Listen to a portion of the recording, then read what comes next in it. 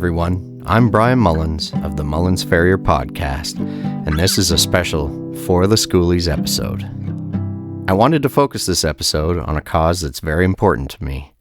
With all of the sudden and unexpected challenges the COVID-19 pandemic has caused, one has hit very close to home in my province of Ontario, Canada. The plight of the schoolies. I'm sure schoolie barns are a facet of every equestrian community the world over. They are those special places where those saints on four legs carry the most nervous of riders around the arena and often eventually around the competition ring. These barns were immediately shut down when the pandemic reached Canada, and their income streams screeched to a halt. As we all know, horses are an expensive animal to house, care for, and feed. So while their doors were closed to their paying clientele, the schooling barns were left with the challenges of feeding and caring for these animals without any money coming in to do so. As I'm sure you've already surmised, the situation for many has become very dire very quickly. Now, it was just announced that the province is lifting some of the restrictions on equine facilities, and this for sure is great news. It is important to remember, however, that these won't mean business as usual for the schooling barns, and that they aren't out of the woods yet.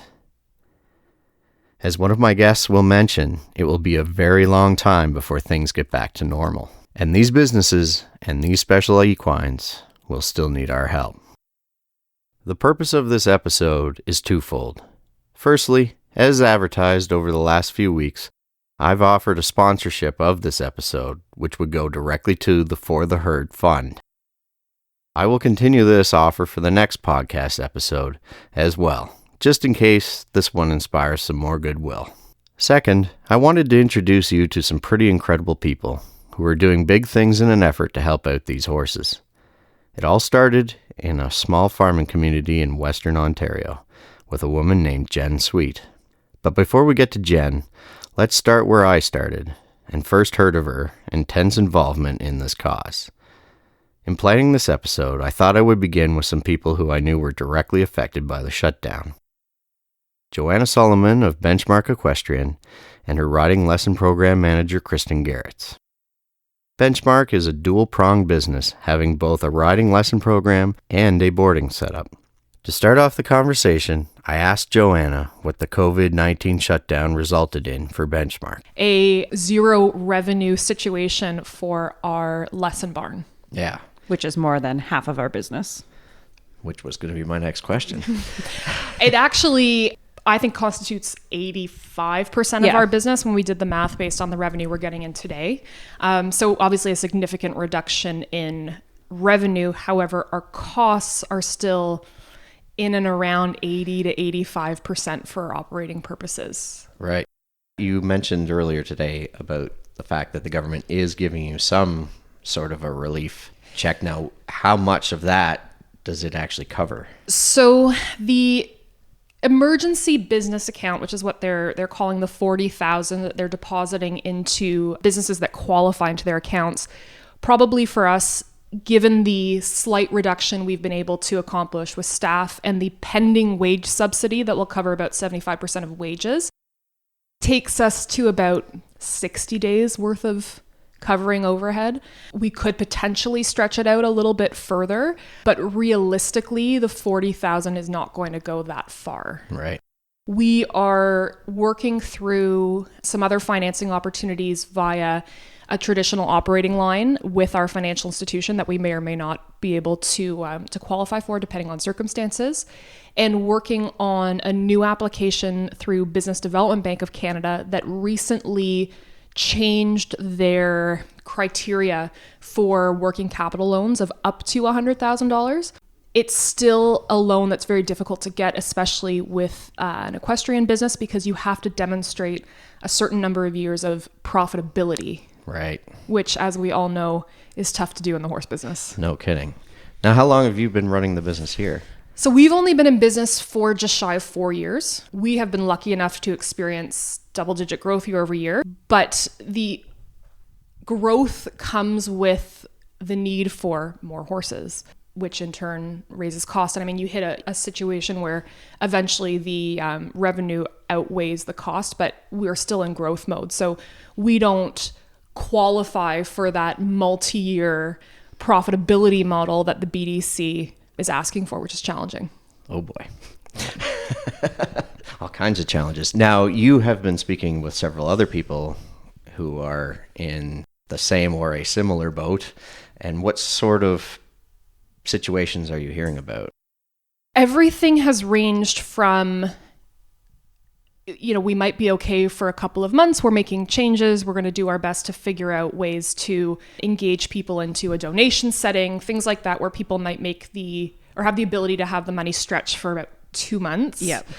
But what we have heard on the other side of the spectrum, people that simply cannot make ends meet regardless of the potential of funding, because the funding does take time to come in. Right. I mean, the wage subsidy won't be in effect until the end of this month at earliest. So, if you can't cover payroll, if you haven't demonstrated debt service and your bank won't cover your payroll, there's a lot of issues there. There have been people that have been trying to send horses back to where they came from, or looking for solutions to get them off their books. Right, because and we can kind of read between the lines. Yeah. So there have been some situations that people have heard of that are quite sad, especially for the older school horses. There is no market right now, or I shouldn't say no market. There is no money right now for people that would normally be in the market for the school horses that range from free leases to, let's say, $6,000 or whatever the case is. So people are out of options. Right. Which is really scary. No kidding. And to read between the lines, maybe to be more specific, just so people know, what does that mean for some of these horses? Slaughter. Yeah. And the challenge that a lot of people are facing, if you can maybe be the person that wants to save that horse from a meat auction, you're not allowed to go to the meat auctions right now. Only meat dealers can. And so there isn't even an opportunity to save the ones that end up there. And now this is because of the COVID Yeah. restrictions? Yes. Oh, wow. Yeah. Okay. So there's a challenge, I think, in the industry where you have some barns that are recession proof because their customers will continue to pay training board, whatever that means. And so, no, those trainers are certainly not making money. They may or may not be breaking even, but for the most part, the costs are covered. And then you have the other end of the spectrum where there's nothing covered. And the majority of people that have these farms don't have anything else to fall back on to generate revenue. They don't have a spouse with another income. They themselves don't have another income. And a lot of people don't qualify for traditional business loans. Right. Which is really challenging.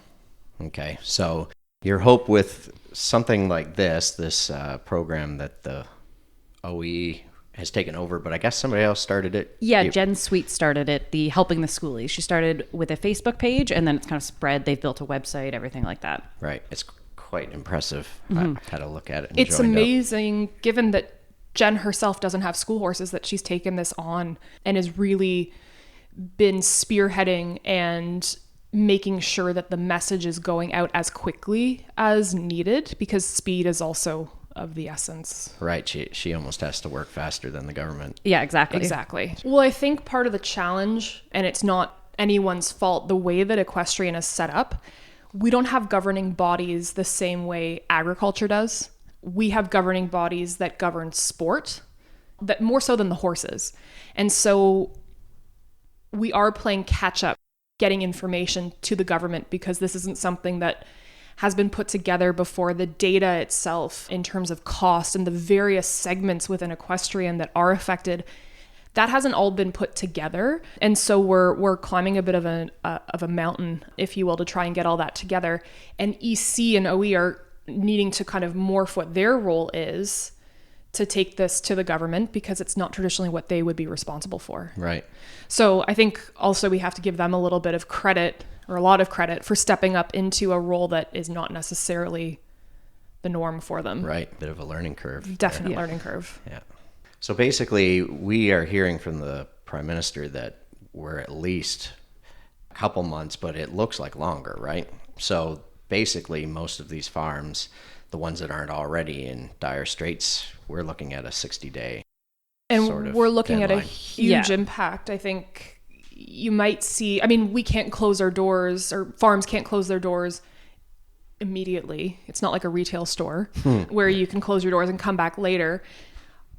I would be surprised to learn at the end of this that the majority of barns came out of this okay. I do suspect that there will be many that don't necessarily recover, especially people that are further along in their age and stage and maybe don't want to rebuild after this.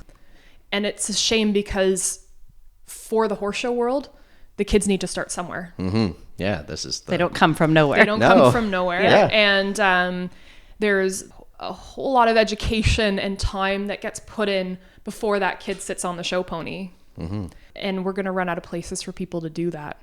Which will affect the whole industry. Yeah.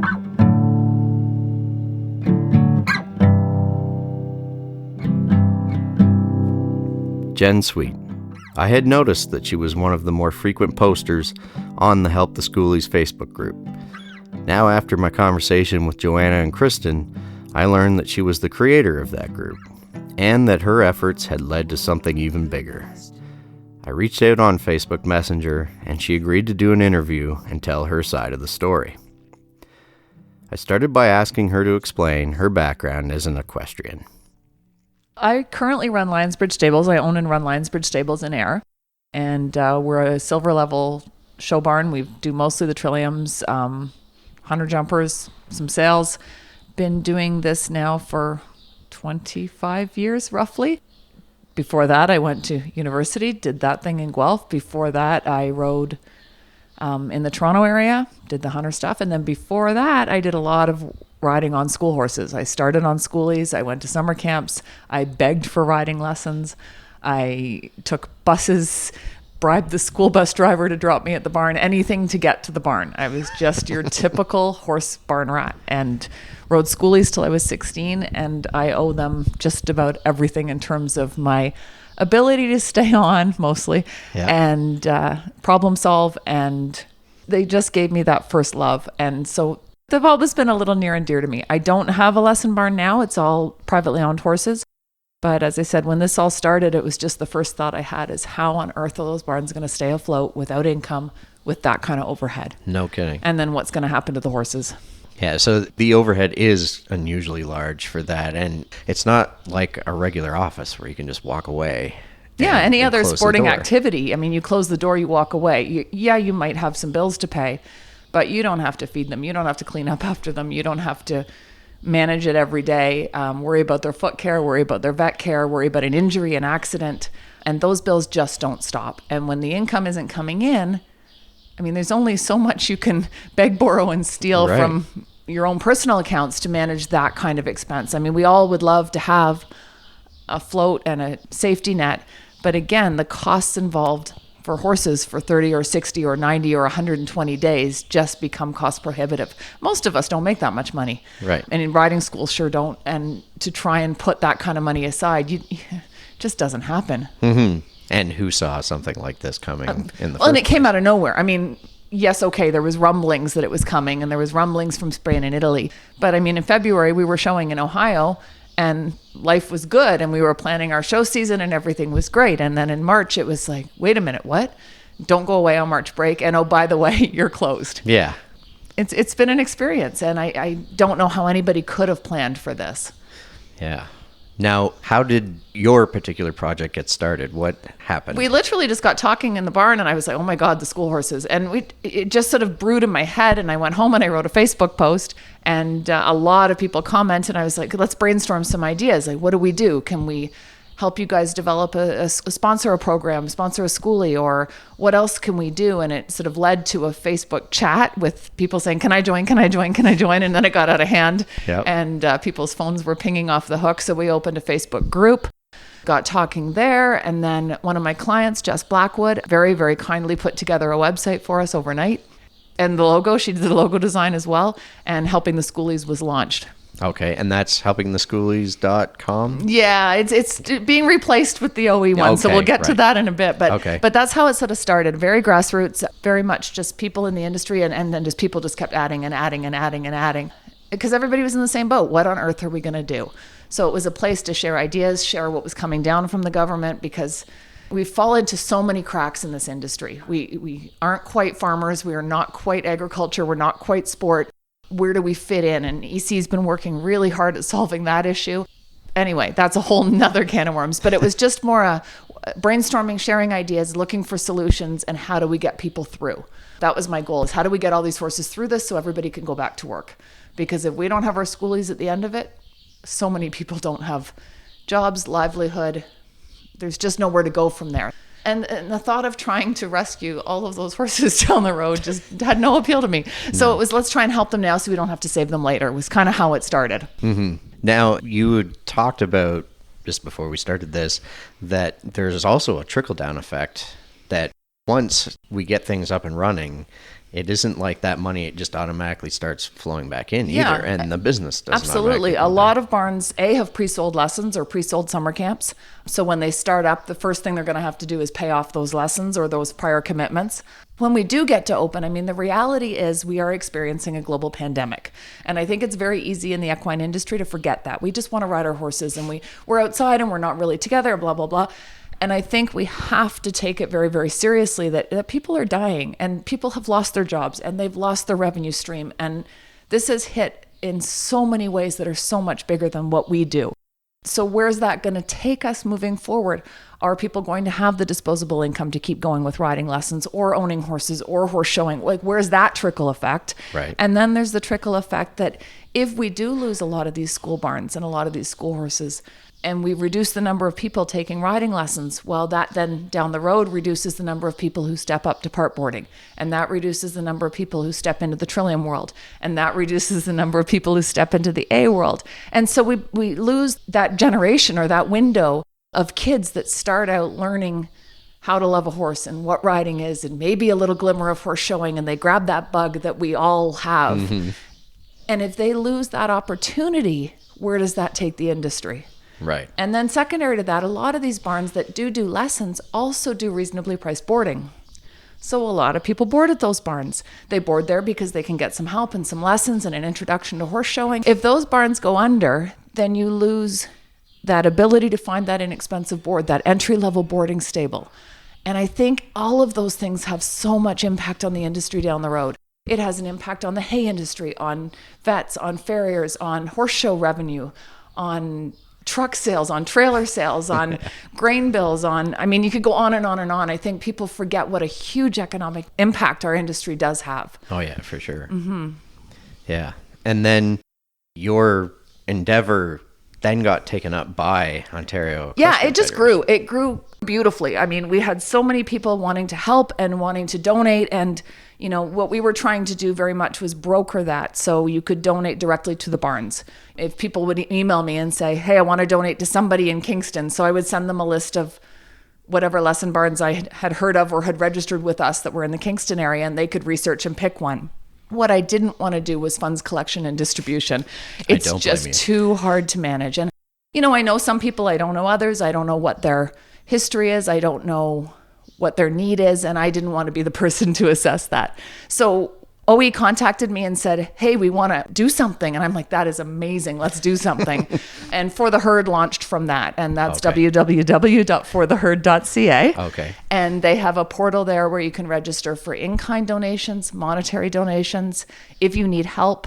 And there's all those portals to go in. And each week, the applications are reviewed by OE staff, verified, and then they go to the committee blinded. And the committee, who's made up of a person from Equine Guelph, a veterinarian, a few OE staff, and a couple of trainers as well. So it's quite a diverse committee.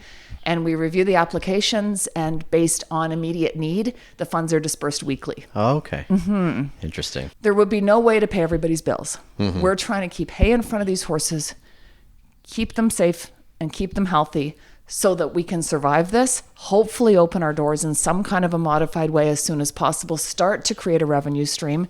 At the same time, EC is lobbying hard for emergency funding through the government to help these unemployed animals. Because again, it's not just riding horses and lesson horses.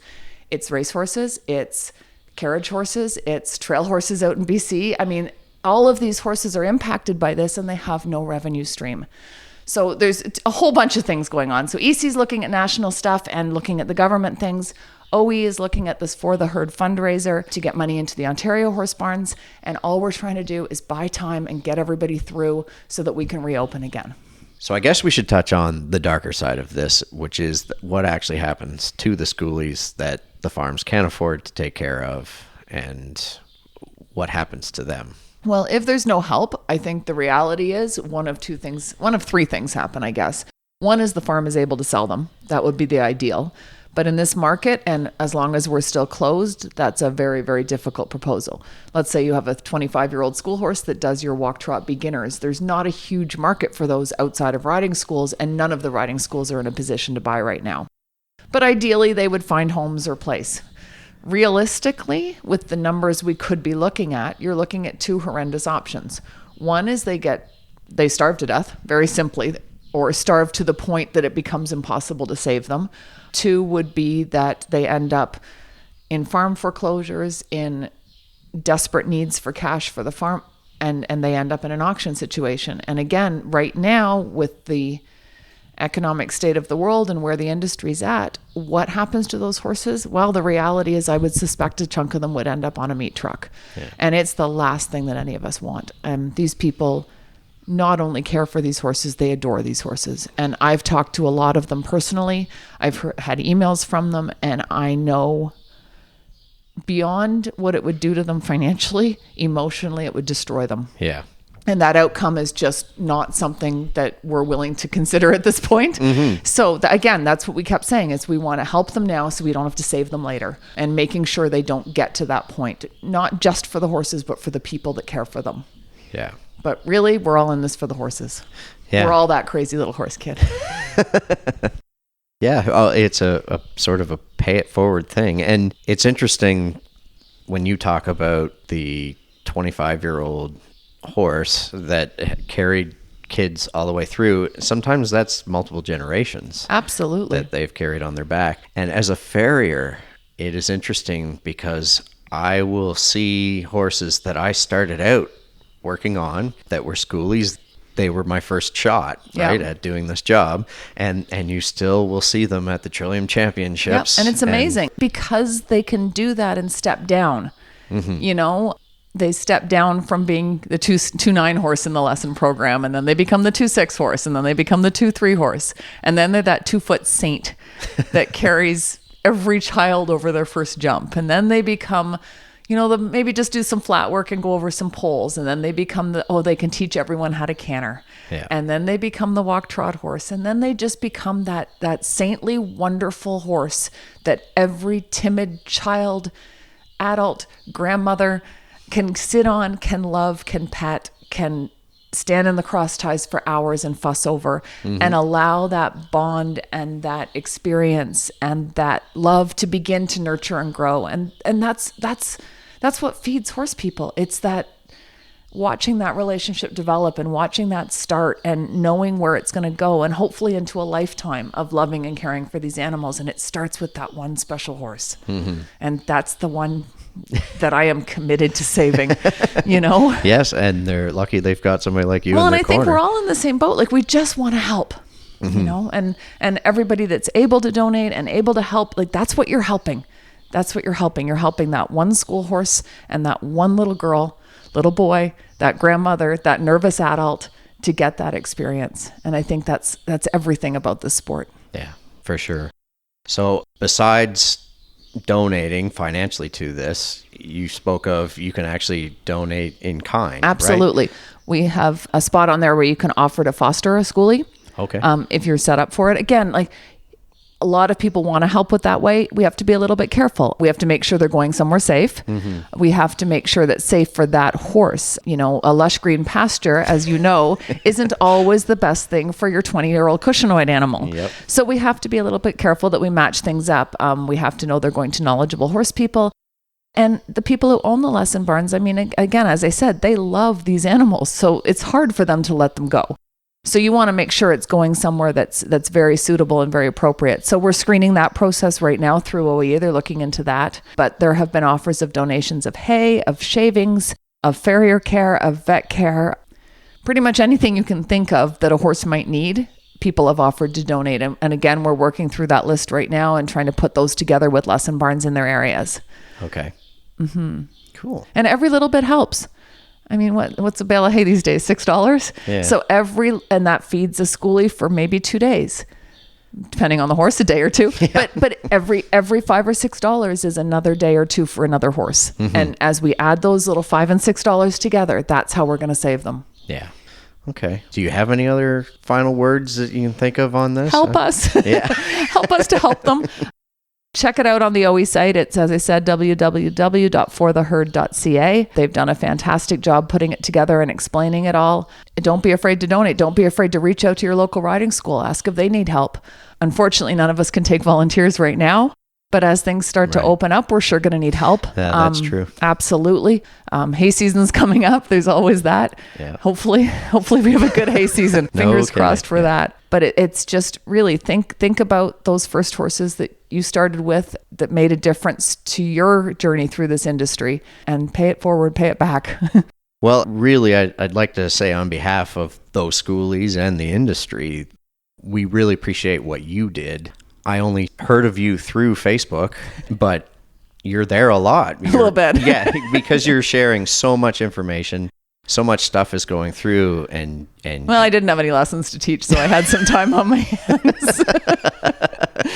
Don't let a horse person get bored. No. Yeah, there's only so much Netflix you can watch. Yeah. So it's incredible what you've started here, and it is making a difference already. Yeah, I've been really lucky. We've had some great people get involved right from the beginning. As I said, Jess was amazing getting us started with the website. OE and the staff there have been incredible at stepping up. There's been all kinds of people on Facebook who have helped me out with some data entry and odds and ends and getting things done. So many people have, Paramount's done, Saddlery's done a small action, Baker's, Jesse and Sam and the team from Baker's did an amazing silent auction online and raised $24,000. I'm going to blank on all the names. Linda Shantz Fine Art is offering a portion back. I know there's a clothing company, and I feel terrible because I'm forgetting the name, but it's all on the Helping the Schoolies page. We're just trying to, I can't even express my gratitude to the number of people along the way that have jumped on and gone, yeah, this is important and we need to help. Yeah. And as I said, it's going to take the whole community. There's a lot of horses and a lot of people depending on them. Now that Jen had let the Ontario Equestrian take over the project, I reached out to them to discuss their unique role in all of this. Tracey McCague was kind enough to answer my questions. Hi, Brian. I'm Tracey McCague-McElrea. I'm the Executive Director at Ontario Equestrian. For people who may not be aware, what role does the Ontario Equestrian Federation play in all of this? So Ontario Equestrian is the provincial sport governing body for equestrian sport in the province of Ontario. Just like there's a Golf Ontario, a Skate Ontario, a Football Ontario. And we are the body that's recognized by the ministry that's responsible for sport and recreation for equestrian in the province. Our membership is actually made up of individuals. So we have about 20,000 members in the province. Oh, wow. Yeah. And we look after things like all the Learn to Ride programs and coaching, accreditation. And we have a program called GRIT, preparing all the kids kind of through the more competitive stream as they go off to national. So we work in collaboration with all the other PTSOs across Canada and Equestrian Canada to deliver equestrian in Canada. Okay. So once the COVID issue struck, you actually had to set out mandates as to how people should run their barns and whether or not they could allow people in or out. How did that all come to be? I don't think anybody was prepared for this. No. But once things started happening in Ontario and then across, Ontario was the first, and then across the country, everybody started calling us. So barns and members, everyone was looking to us to tell them how they should be reacting to the state of emergency. And then later with essential services being the only thing people were supposed to have open. And really, all that Ontario Equestrian and Equestrian Canada could do were make recommendations, because barns are all private businesses. Oh, okay. So our membership is actually individuals, but we have a very close relationship with lots of the stables and the barns in the province, and they're delivering our programs, and their coaches are getting certified through us. But we had to be very careful, because it's really a recommendation. Really, who they have to listen to is the province and the public health units and the federal government in terms of how they behave and what services they provide. But we really felt that we were being called upon to make some recommendations, which we didn't take that lightly. We looked at things that were happening in other countries. We looked at things that were happening in other sectors, and looked at all the guidelines from health and from the government, and made a recommendation based on that. And we've had to keep modifying it, as this is a pretty fluid situation that we're in right now. Right. So basically, with each new announcement on the provincial side, you would have to adjust what you put out to your membership as recommendations. Yeah. Now, do you have somebody at the government that you have to contact directly for questions about something like that? Good question, because nobody seems to be the authority on anything, and nobody wants to sign on the dotted line. But we kind of fall between the body that we actually get funding from is on the sport side, but agriculture is obviously a big part of what we're advocating for right now, with all the horses in need and the farms in need. But then public health and the police and the provincial government all kind of fell in, as part of the equation. And we have been actually knocking at the Solicitor General's door and the Premier's door, just to get further clarification, because people want answers. And, I think we've done a good job of trying to protect the barn owners, making sure that they're healthy and safe so they can look after the horses. And of course, lessons and all those things had to stop immediately because of the size of the groups and the interaction of the people. Okay. Well, that's a pretty good segue into the reason we're having the conversation today. So what is the For the Herd effort about? And once you guys took it over, how did that process happen? It started with a conversation with Brandon Hall, our Director of Marketing and Communications, and myself and Jen. Early on, when this all started, we were pretty focused on just figuring out how to navigate the waters and making sure that we were doing our due diligence. And Jen identified very quickly that the schoolies were at risk. And so we reached out to her as soon as we caught our breath and said, this is a lot for you to take on as an individual, and what can we do to help? And I think she was fairly relieved that we had reached out, and she was finding it like a full-time job, and it's more than a full-time job. So we basically, at that point, Brandon had the conversation, went to the board of directors and said, we've got to help out here. And they were 600% in. And that's when we knew that we had to rebrand it a little bit, just because schoolies don't mean anything to the general population. Right.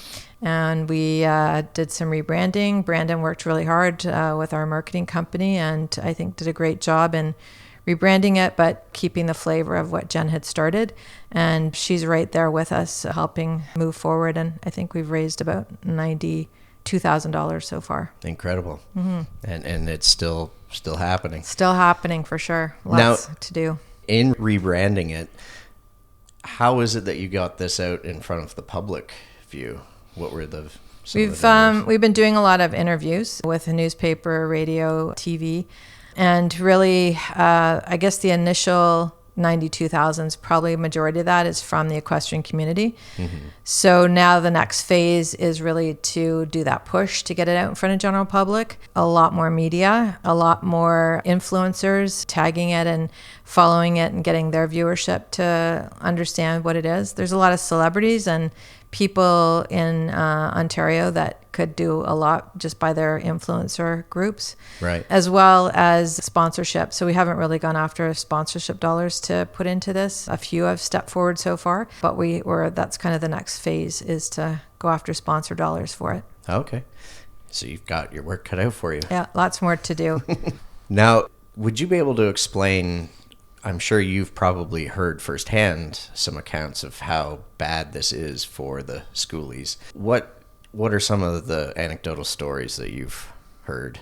Well, last night, Brandon, my marketing director, sent me a text and showed me a list of about 18 ponies and horses that a farm was selling, which just made my heart sink, because obviously they probably have to go to business and they can't afford their herd. So they're selling it off, and I don't know which farm that is, but that took my breath away when I saw that, it's probably been their life's work, and they just are at the point now they can't afford to feed them, and there's probably not going to be a lot of money coming in for the next little while. And so they've put it out on Facebook that they're selling a whole bunch of ponies and horses. Wow. So there's lots of stories, like people just can't afford to pay for them, and they're doing everything they can to make it work. And they're, canceling things, and they're selling things and doing whatever they can to keep the horses fed. But it's a pretty dire situation, because these schooling barns relied 100% on people coming and taking lessons. And that literally stopped on March 17th. And I'm not sure when it's going to be back up and running for them to provide lessons on any kind of scale. Right. Now, there was a government subsidy that was put out, wasn't there? That was just a flat rate, am I right? That just went out to each schooling barn that qualified, basically? Yeah, and the problem is, too, we did a lot of work initially with all the government aid programs. And we have a law firm that we work with, and they did webinars and tried to help people kind of navigate what they were eligible for. Right. There was a small business loan of $40,000, of which you get to keep, or they forgive $10,000 if you pay it back by, I think, December of 2022. But for a lot of them, profit margins are so small that they didn't want to take on more debt, because they were scared they would just dig a deeper hole. Oh, okay. And we've relayed that to the government, and we're working through with Equestrian Canada, Agra and Agri-Food Canada, to try to get a subsidy for schooling horses, like the wage subsidy. So the 75% wage subsidy.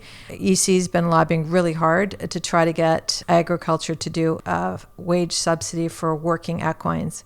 So if an animal is actually working and bringing money into your farm, they would be considered like an employee. Yeah. And we've been trying to get, but so far pushing really hard, but we haven't got a response yet. Oh, okay. That's a great idea. Mm-hmm. Yeah. Jen had kind of alluded to the fact that the overhead is so incredibly high for these places. So even though the doors are shut, there's so much expense. Now, are there any figures that have come in? I guess you guys would have access to a lot of that. Like, do you know how many farms are?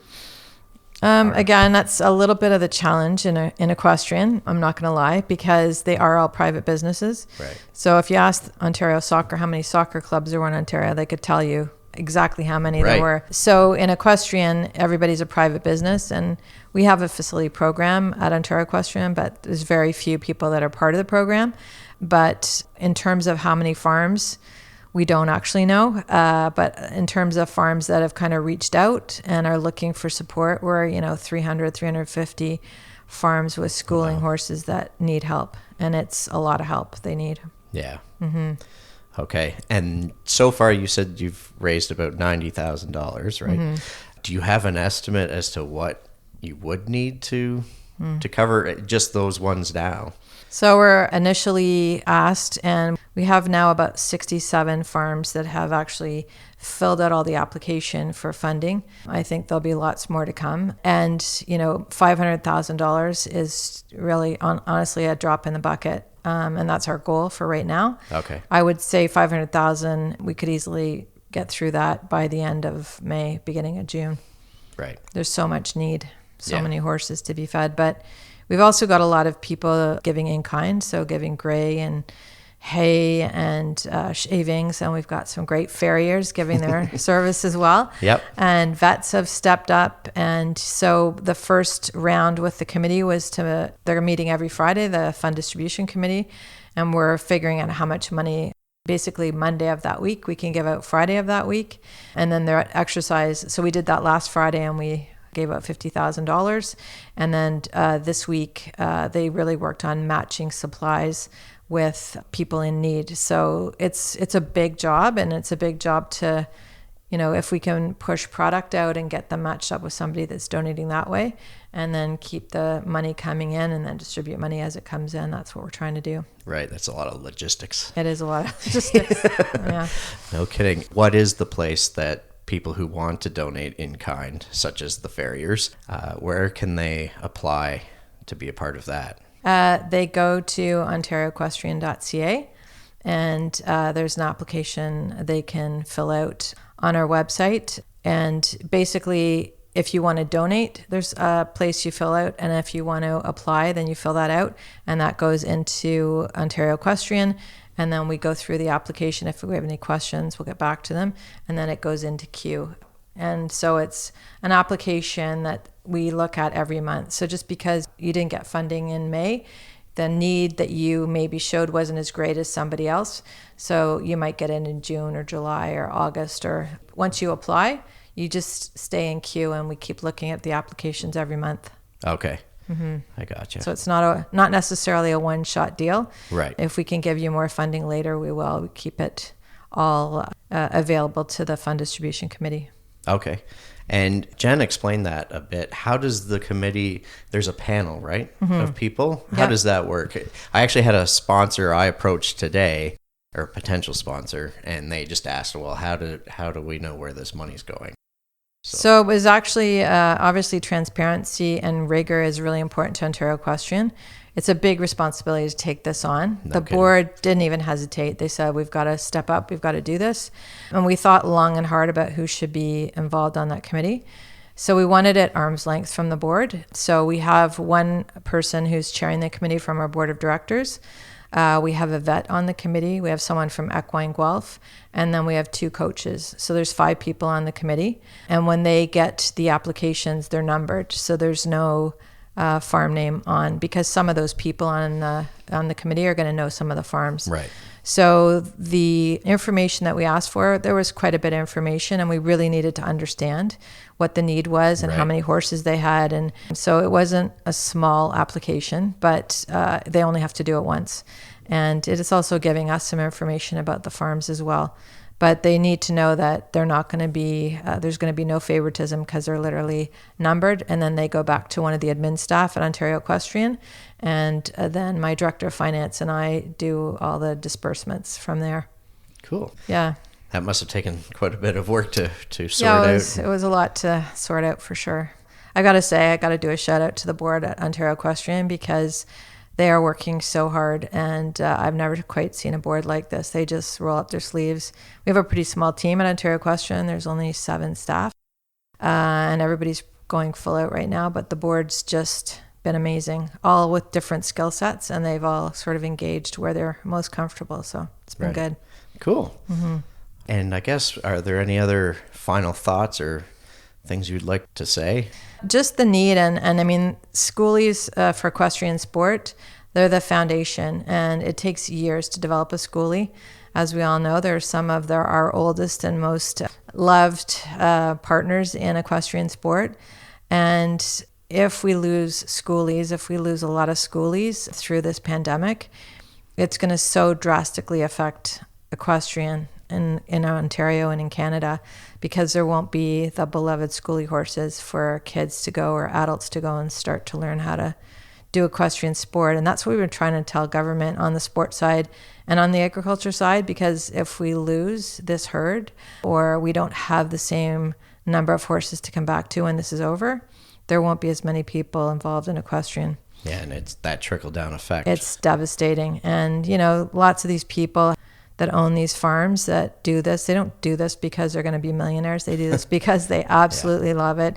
And we all know how fantastic it is for kids to be around horses and around animals, and what it teaches them. And I really feel for them. And I know some of them are in dire need, and it's not going to be enough, but we're going to do what we can to raise money. So it's just getting the word out. And our grit kids, the kids that are on our high performance team, have done a Grit 20 challenge. So they're challenging. We've done this whole Instagram campaign with those kids that are kind of between 13 and 26. There's 20 kids on the team in all 3 Olympic disciplines. And they put a challenge out there to other young riders to put a picture of their first schoolie on Instagram, tag For the Herd, and donate $20. So there's lots of those guys out there too. Yeah. Efforts in all areas. Yeah. That's great. Well, we need to save the schoolie community. We really need to dig deep and try to save them. No kidding. It will affect all of us, anybody who is involved with horses, period. Yeah, for sure. Each of my guests said it. Our industry depends on the foundation provided by our schoolies. I hope you found this episode informative and inspiring. Please reach out to myself, brian@mullinsfarrier.com, or go online to fortheherd.ca to sponsor this worthy cause. I would like to thank Kristin, Joanna, Jen, and Tracey for doing those interviews, even with the added awkwardness of social distancing. Their dedication to the cause is inspiring. And now I would like to thank the generous sponsors of this episode. I was amazed at how quickly they responded to my call for assistance with this important cause, and I'm deeply thankful to them for helping me out with this endeavor. Halliday Farrier Services. Helping the horse is our business. Twisted Spur Media Solutions.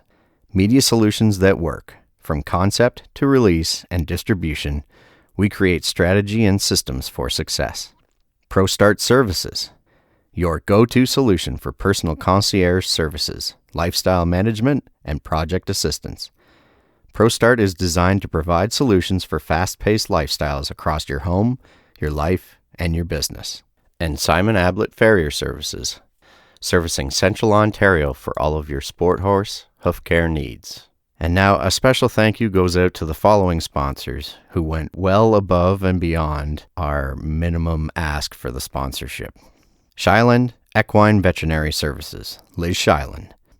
At Shiland Equine, we offer quality, personalized care for horses of every variety, built on a policy of collaboration and respect for our client. Pommies Cider. Pommies Cider is crafted from the juice of 100% Ontario apples at our cidery in Caledon, Ontario. Sarah Lunn, broker of record, Coldwell banker, Ronan Realty. Real estate solutions for your lifestyle. Coldwell banker, Ronan Realty, Brokerage, guiding you home. Before I go, I wanted to say a few words to the farriers listening from other parts of the world. I hope that this isn't an issue in your particular area, but if it is, please take what you learned here today and see if you can't get your local equine associations to undertake similar efforts. We're all in this together. Thank you for listening. Please take care of yourselves and each other out there. We'll talk soon.